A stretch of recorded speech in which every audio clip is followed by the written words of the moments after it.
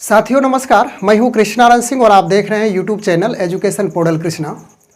बिहार सरकार शिक्षा विभाग की ओर से आज की तिथि में यानी कि 25/3/2025 की तिथि में एक पत्र निर्गत किया गया है और यह पत्र प्राथमिक शिक्षा के निदेशक के द्वारा निर्गत है।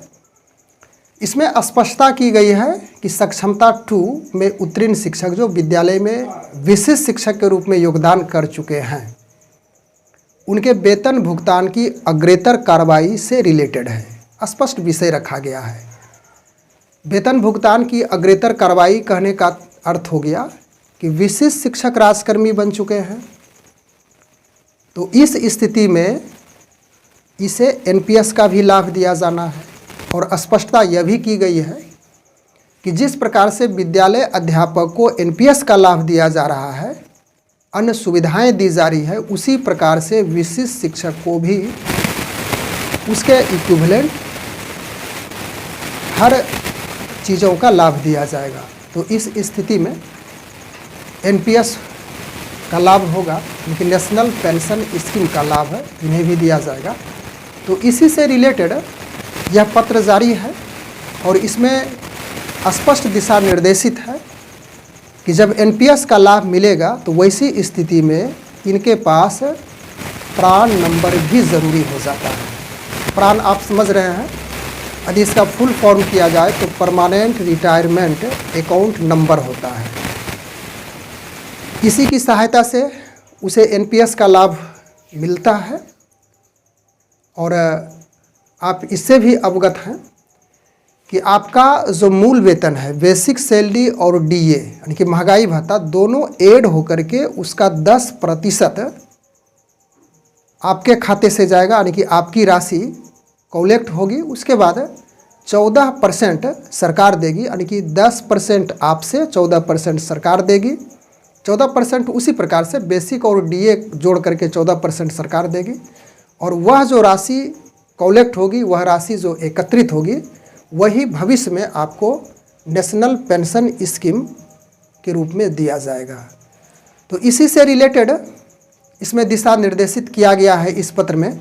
तो चलिए हम लोग उस पत्र का अवलोकन करें कि क्या क्या बातें कही गई है जो महत्वपूर्ण है। हालांकि सक्षमता 1 में जो उत्तीर्ण होकर के विशिष्ट शिक्षक के रूप में योगदान किए थे, तो उस समय भी सेम इसी प्रकार का पत्र निर्गत हुआ था और उसमें सारी बातें कही गई थी इसी तरह से। यदि आप उस समय उसका अवलोकन किए होंगे तो आपको सारी बातें समझ में आ जाएगी। लेकिन यह पत्र आज ही की तिथि में जारी हुई थी, इस वजह से यहाँ पे चर्चा करना ज़रूरी हो जाता है कि जो सक्षमता 2 उत्तीर्ण होकर के विशिष्ट शिक्षक बने हैं उसके लिए यह गाइडलाइन नितांत जरूरी हो जाता है। विषय यहाँ पे निर्धारित किया गया है। द्वितीय सक्षमता परीक्षा उत्तीर्ण विशिष्ट शिक्षकों के वेतन भुगतान हेतु अग्रेतर कार्रवाई है। इसकी चर्चा हम लोग किए थे, प्रसंग है महाशय।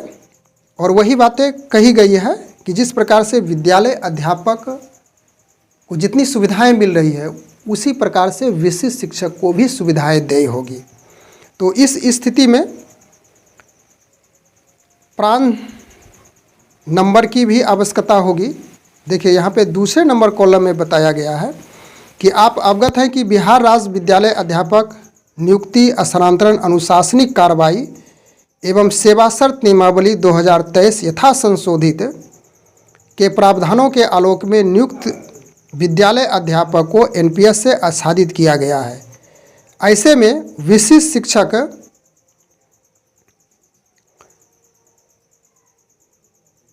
को भी एनपीएस योजना से आच्छादित किया जाना है। इस हेतु उनके पास प्रान नंबर होना जरूरी है, जिसकी चर्चा हम लोग समान रूप से कर ही चुके थे शुरू में। उसके बाद आगे देखिए, इसमें वर्णित है कि आप इससे भी अवगत हैं कि एनपीएस कर्मियों को ओपीजीएम एवं ईएनपीएस के माध्यम से प्रान आवंटन की सुविधाएं उपलब्ध है। ईएनपीएस की व्यवस्था पूरी तरह पेपरलेस है एवं इसमें अभिदाता द्वारा सभी सूचनाओं को अपने स्तर से ऑनलाइन भरा जाएगा तथा नोडल पदाधिकारी के द्वारा सत्यापन में स्वीकृति के पश्चात प्रान आवंटित हो जाएगा। स्पष्ट हो चुके हैं कि यह जो प्रान नंबर के लिए आप ऑनलाइन करेंगे तो उसमें पेपर या तो कोई डॉक्यूमेंट्स की आवश्यकता नहीं होगी, सिर्फ आपको ऑनलाइन कर देना है। लेकिन उसमें ध्यान देने वाली बातें हैं कि date of birth, date of joining, date of retirement, उसके बाद जो आपका बैंक डिटेल्स है उसको सही सही भरना है, अन्यथा की स्थिति में आपका रिजेक्ट हो सकता है। बहुत सारे शिक्षक पिछले बार जो सक्षमता 1 में कहीं पे थोड़ी सी भी गलती किए थे, तो वैसी स्थिति में उसको 2-3 बार रिजेक्ट का सामना करना पड़ा और अभी तक उनका प्रान जनरेट होने में थोड़ी सी विलम्ब हो रही है। हालांकि उन्होंने ऑनलाइन भी कर चुके हैं, लेकिन अभी भी उनका जो HRMS है उस पर ऑनबोर्डिंग नहीं हो पाया है और उनका वेतन अभी तक नहीं मिल पाया है। तो ध्यान रखिएगा कि आपसे ऐसी गलती ना हो। जितनी भी उसमें इन्फॉर्मेशन आपसे मांगा जाएगा ऑनलाइन के वक्त में, तो बारीकी से उसको सावधानी पूर्वक सही निकाल करके आप उसको भरेंगे, तभी आपका एक बार में सक्सेसफुल आ जाएगा। चलिए आगे देखें। चौथे नंबर पॉइंट में चर्चा की गई है कि प्राण आवंटित होने के उपरांत संबंधित शिक्षकों का डाटा, जिसकी चर्चा हम लोग किए, HRMS पोर्टल के माध्यम से ऑनबोर्डिंग करने की कार्रवाई विभाग के स्तर से की जाएगी।